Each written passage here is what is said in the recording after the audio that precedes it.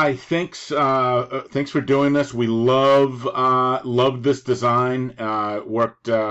Works very well, and we'd like to kind of go with this. A couple of small tweaks. We like the colors. The font works well, and everything.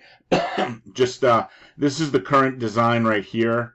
And then what we would like to do is two small tweaks. One is the chalice here should be white, so the pedestal should be white. I kind of put a shape in there to kind of show you what I'm looking at, or what I'm looking for.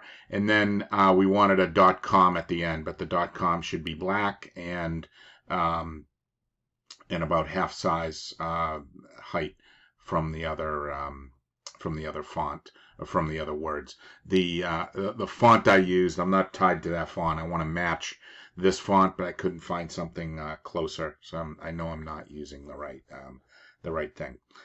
That's it. So I think if you make those changes, I think we'll be ready to go. Thanks a lot. Bye bye.